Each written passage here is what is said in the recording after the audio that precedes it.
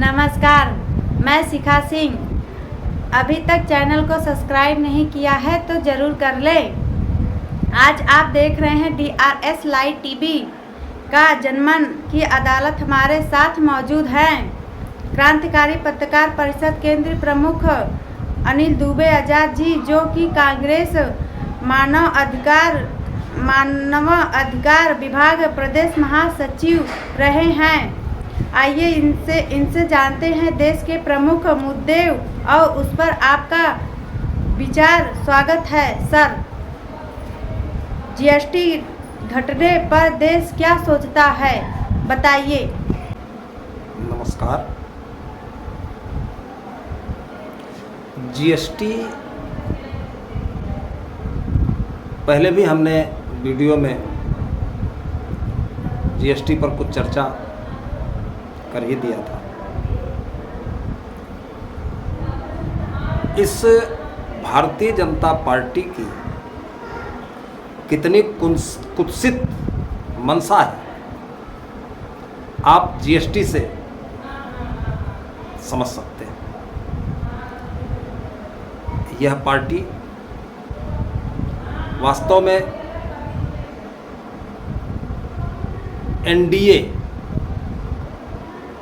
NDA बना करके अकेले मूर्ख बनाते बनाते थक गई, तो अब एक कुनबा तैयार कर लिया है, NDA, नो डाटा अवेलेबल। इनका कोई लेखा जोखा नहीं है, इनका कोई हिसाब किताब नहीं है। जो दो गुजराती ऐलान कर देंगे वही इनका डाटा है। और अंधभक्तों की अंधभक्ति इतनी है कि आपको सोच करके पसीने आ जाएंगे। मतलब ये GST की बात आज जनमन की अदालत में चर्चा हो रही है। एक कम पढ़ा लिखा व्यक्ति, कम समझदार व्यक्ति भी इस बात को जान सकता है, समझ सकता है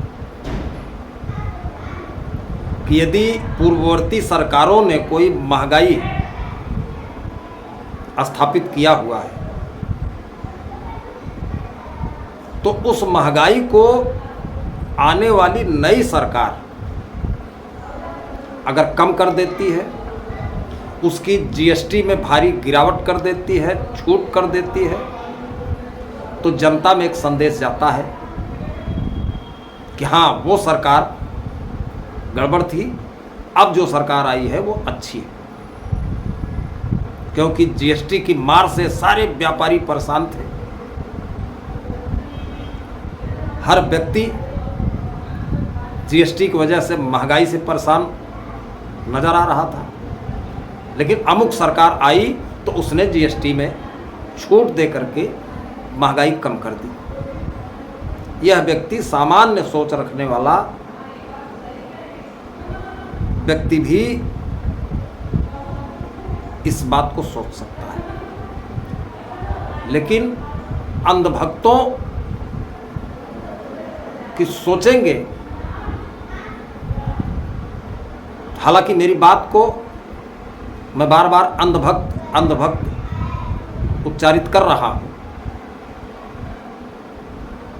तो अंधभक्तों को तो ठीक नहीं लगेगा, लेकिन हम यह जवाब, यह जानकारी आम जनता के लिए दे रहे हैं, जिसको इतने वर्षों तक GST के नाम पर उन्हीं अंधभक्तों और उनके अंधभक्त प्रवक्ताओं द्वारा GST का फायदे का बखान करते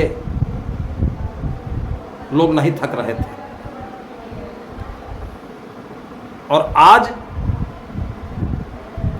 खुद से थोपे गए GST, खुद से थोपी गई महंगाई, खुद से पैदा की गई समस्या को कुछ % राहत देने के नाम पर कुछ चीज़ों पर GST अपने द्वारा बढ़ाई जीएसटी को कम कर दिया है मोदी सरकार ने, और उस कम की गई जीएसटी के लिए उससे अधिक पैसा खर्च करके इनके अंधभक्त एमएलए से एमपी तक, पदाधिकारियों से लेकर कार्यकर्ताओं तक, अंधभक्त महिलाओं तक सड़क पर उतर करके जीएसटी से, उसके कम होने से व्यापारियों को क्या फ़ायदा है, यह गिनाते आपको अंधभक्तगण दिख जाएंगे। अरे मोदी जी, जनता थोड़ा कम समझदार हो सकती है, लेकिन इतनी भी मूर्ख नहीं है जितना आप दो गुजराती समझ रहे हैं। खुद से थोपी गई जीएसटी को कम करके ढोल पीट रहे हैं, देश का पैसा और गर्त में डाल रहे हैं अपनी राजनीति चमकाने के लिए। आपकी कुर्सी हिलती नजर आ रही है ना, इसलिए उस कुर्सी में फेविकोल लगा के चिपक जाइए। आपके जीएसटी का जो खेल है, यह आम जन घर घर तक लोग समझ गए हैं कि आप किस तरह से खेल रहे हैं। लोकसभा में आपको इतनी सीटें आपकी घट गई, अभी आपने आंख नहीं खोला है। जनता को मूर्ख नहीं महामूर्ख समझने की भूल न करिए। मैं इस बात को डंके की चोट पर कह रहा हूं कि जीएसटी घटाने का आपको नुकसान होने जा रहा है, क्योंकि लोगों की आदत तो आपने डाल ही दिया था जीएसटी के साथ सामान खरीदने की। और अब अगर मामूली जीएसटी कम करके और आप समझ रहे हैं कि हम वोट थोक के भाव बटोर लेंगे, इस गलतफहमी में अंधभक्तों को नहीं रहना चाहिए। वो जीएसटी जिसके लिए खुद से मुख्यमंत्री रहते यही मोदी जी घनघोर विरोध करते थे, जबकि सीमा के अंदर रह करके जीएसटी लगाने की बात यूपीए गवर्नमेंट की तरफ से किया जा रहा था देश हित में, और उसमें भी तमाम अत्यंत आवश्यक लोगों के लिए कृषि संबंधित, शिक्षा पर, तमाम इन चीज़ों पर जीएसटी की दरें कम होनी चाहिए थी। लेकिन आप तो निकले गुजराती व्यापारी अपने व्यापार के चक्कर में और अपने अरबपति दोस्तों को फ़ायदा पहुंचाने के लिए आपने जीएसटी जैसा कृत्य जनता पर थोप कर, और अब समझ रहे हैं घुनघुना बजा देंगे आप, तो व्यापारी समझ जाएगा, जनता समझ जाएगी, और फिर अंधभक्तों के कहने पर फिर जनता आपको दोबारा मौका देगी। इसे अपने दिमाग से निकाल दीजिए। जिस जीएसटी के चलते देश बर्बाद हो गया, उस जीएसटी को आप कम करते रहिए, कई बार में कम करिए, इसके बाद भी इसका नुकसान आपको उठाना पड़ेगा। और भाजपा के साथ साथ जो नो डाटा अवेलेबल आपने टीम बना लिया है, लोगों को भ्रमित करके, डरा करके, धमका करके, बहका करके जिन पार्टियों को आपने अपने पाले में कर लेने में सफलता हासिल कर लिया है, वो बालू के टीले की तरह भरभरा के ढह जाएंगे। सबको भाग के जाना पड़ेगा इंडिया गठबंधन में। जिस व्यक्ति को पप्पू बनाने के चक्कर में, वही एक व्यक्ति था जो जीएसटी का खुल करके दिल से विरोध कर रहा था। विरोध भी नहीं, बल्कि ये कह रहा था कि जिस चीज़ पर आवश्यक है जीएसटी, उस पर लगना चाहिए। किंतु आप तो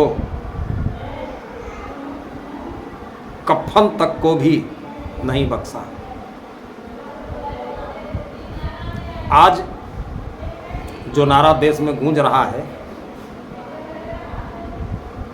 वोट चोर गद्दी छोड़, ये सुपर डुपर हिट नारा हो चुका है। बच्चे बच्चे की जबान जबान पर ये नारा चढ़ चुका है। इसलिए आप अपना झोला तैयार रखिए। आपको झोला लेके जाने का समय अत्यंत करीब है, निकट है। जीएसटी से पूरा देश ठगा गया है। जीएसटी नाम की लूट करके देश को आपने बर्बाद किया है, कोई कोर कसर नहीं छोड़ा है। हाँ, आपके वो अरबपति दोस्त जीएसटी का फायदा उठाने में सफल रहे, उसमें आपकी हिस्सेदारी बराबर मिलती रही। मैं तो सीधे शब्दों में अगर कहूं, उसी जीएसटी का गेम है। जीएसटी की बदौलत इतने कम समय में भारतीय जनता पार्टी अपने आप को स्थापित कर पाई। देश भर के सभी जनपदों में भारतीय जनता पार्टी का लहलहाता कार्यालय, आरएसएस का संघ का भवन, ये उसी जीएसटी की देन है। जनता को जीएसटी से क्या फायदा हुआ, क्या नुकसान हुआ, इसे जनता बखूबी समझ रही है। समय आने पर इसका जवाब आज की केंद्र सरकार और प्रदेश सरकार को निश्चित तौर पर देखने में आएगा। जीएसटी देश के हित में न कभी था, न कभी है और न ही रहेगा। बिहार चुनाव से पहले सीएम नीतीश कुमार मोदी पीएम महिला को 10,000 रुपया खाते में दे रहे हैं। इसका फायदा और क्या नुकसान है, बताइए। आज जिस तरह से राहुल गांधी जी के नेतृत्व में इंडिया गठबंधन जनता से जुड़े मुद्दे, जनता की समस्याओं को उठाने का काम किया है,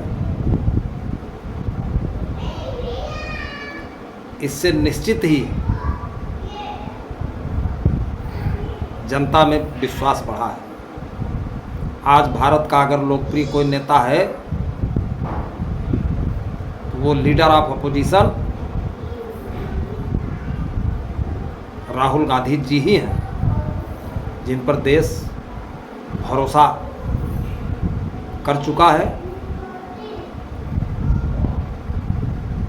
और उनको देश ने मन बना करके उनको सत्ता सौंपने की तैयारी भी कर लिया है।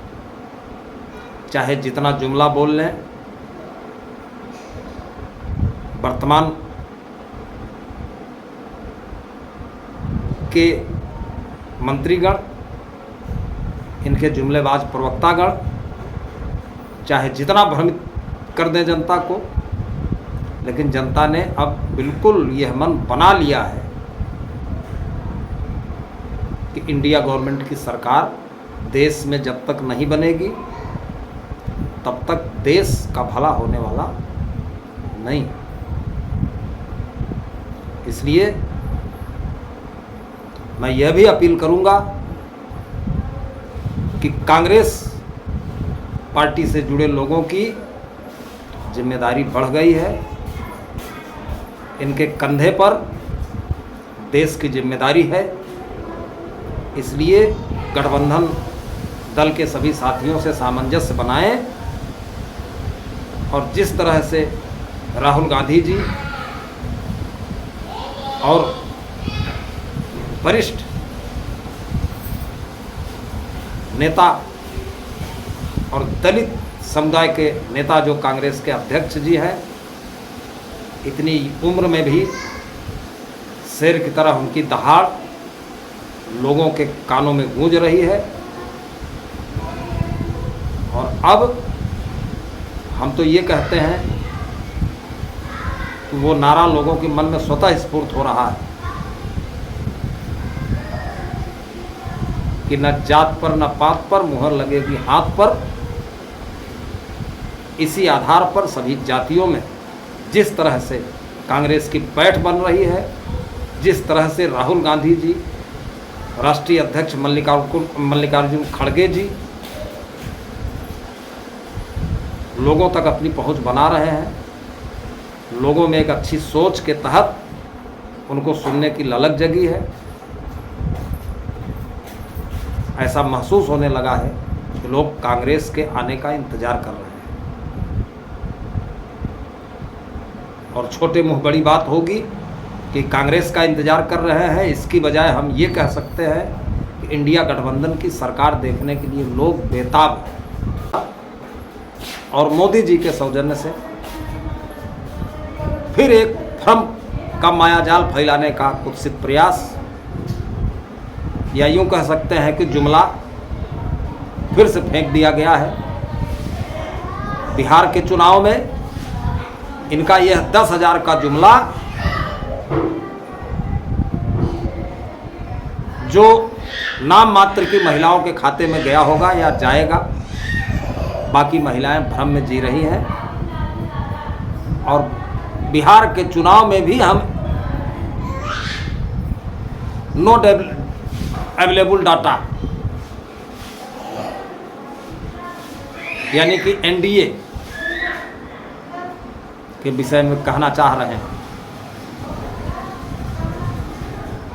कि एनडीए घटक दल अभी समय है, आप सही समय पर सही कदम उठाएं, क्योंकि आपका ये जो 10,000 रुपये महिलाओं के खाते में जाने का जुमला जो फेंका गया है, ये जुमला आपके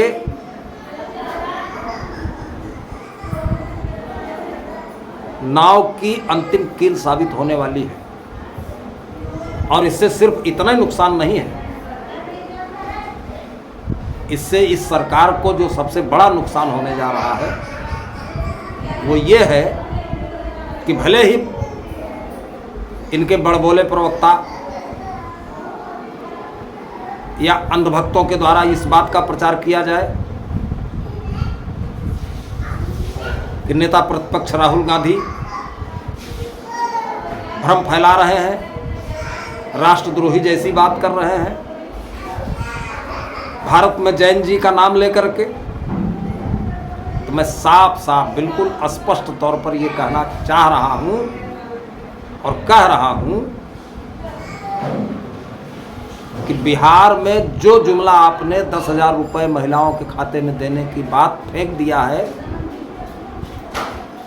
भले ही कुछ महिलाओं के खाते में 10,000 रुपये आपका जाएगा, ये 10,000 की आंच बिहार की जनता के साथ साथ देश भी महसूस कर रहा है कि सत्ता की मलाई चाटते समय आपको मुख्यमंत्री महिला रोजगार योजना की याद नहीं आई। चुनाव सर पर खड़ा है, चुनावी बिसात बीत चुकी है। ऐसी स्थिति में जो भी लोग इस तरह की बातें करते हैं, हमारा साफ साफ मानना है कि यह देश को भ्रमित करने का काम है।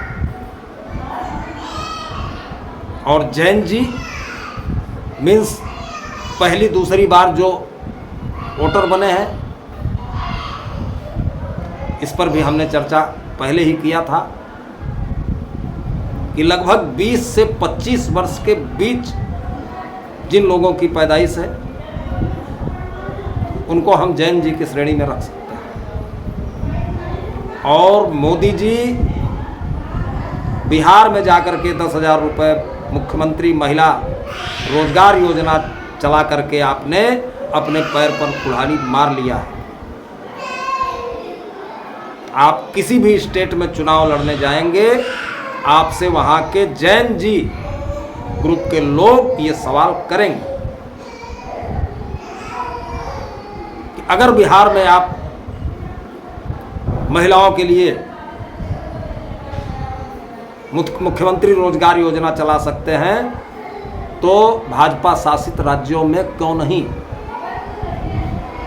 10,000 रुपये बिहार के चुनाव के मुहाने पर खड़े स्टेट में महिलाओं को आप भेज सकते हैं, तो उत्तर प्रदेश अन्य स्टेट में क्यों नहीं?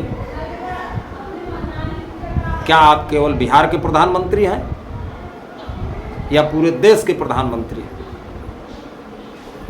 मेरा मानना है कि नेपाल की पुनरावृत्ति जैन जी के लोग भारत में करना प्रारंभ कर रहे हैं। जैसे जैसे ही चुनाव बिहार का नज़दीक आएगा, वैसे वैसे ही जैन जी के लोग आपके द्वारा फेंका गया जुमला, महिलाओं के लिए 10,000 रुपये और अन्य जो आप घोषणाएं कर रहे हैं सत्ता में रहते हुए, उन घोषणाओं की बात सभी स्टेट में उठने जा रही है और इसका शुभारंभ जैन जी वर्ग के लोग ही करने जा रहे हैं। इस बात को स्पष्ट समझ लेने की जरूरत है। पार्टियां अपने वोट बैंक के चक्कर में देश से जुड़ा हुआ मुद्दा भले ही खुले मन से न उठा पाए, लेकिन जैन जी वर्ग का कोई उसमें इब्बट नहीं है। इनके मन में किसी प्रकार का कोई भय नहीं है और जैन जी अगर सड़क पर उतर गया कि चुनावी स्टेट में आपने 10,000 रुपये महिलाओं के रोजगार के लिए अगर दिया है तो हम लोग पाकिस्तानी हैं क्या? इसी तरह से स्टेट दर स्टेट आपसे सवाल पूछे जाएंगे और आप तिल खोल करके खजाना सभी महिलाओं, सभी युवाओं, सभी पुरुषों, सभी छात्र छात्राओं के खाते में देश के टैक्स का पैसा डालिए और पैसे की बर्बादी करिए। यह बात कहने में हमको संकोच नहीं है। जैन जी की तरफ से इसका भी प्रचार शुरू हो गया है कि सरकार से खाते में पैसा भी लो और ऐसी लुटेरी सरकार को औंधे मुंह गिराओ, क्योंकि बिहार में जन जन की आवाज़ है कि सरकार बदलना है। इसलिए आपके इस वोट खरीद फरोख्त का जो आपने खेल खेला है बिहार में, ये आपके लिए विष का काम करेगा। हालांकि 10 महिलाओं में एक के खाते में जाएगा तो 9 तो वैसे ही आपके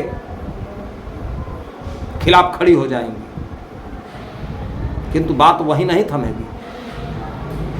बात सीमा से सटे हुए तमाम स्टेट्स में, तमाम प्रदेशों में इस बात की मांग होगी कि जो घोषणा पत्र आप लोग जारी करते हैं चुनावी वर्ष में, उसको 4 साल सत्ता की मलाई चाटने के बाद अगले चुनाव में फिर उससे बड़ी घोषणा करने आप लोग बैठ जाते हैं और देश का सबसे झूठा प्रधानमंत्री होने का खिताब आपको मिल गया है। अब इसको कोई हटा नहीं सकता। लोग परिवर्तन का मन बना रहे हैं। जीएसटी की मार के बाद चुनावी वर्ष में लोगों के खाते में पैसा भेजना, आपके अंधभक्त चाहे जितना फायदा उसका जनता को मूर्ख समझ करके बताने का प्रयास करेंगे, उसको जनता बखूबी समझ रही है और समझ गई है। इसलिए इसको आप बिल्कुल कान खोल करके सुन लीजिए कि आप चाहे जितना पैसा खाते में भेज दीजिए, लोग आपका पैसा भी हजम करेंगे और वोट भी सरकार परिवर्तन के लिए करेंगे। आगामी अन्य स्टेट में जहां चुनाव होने वाले हैं, इसका खामियाजा आप लोगों को वहां भुगतना पड़ेगा। इसलिए भारतीय जनता पार्टी और NDA no data available group से हम ये अपील करेंगे कि जनता के हित में आप लोग मांग करें, दबाव बनाएं।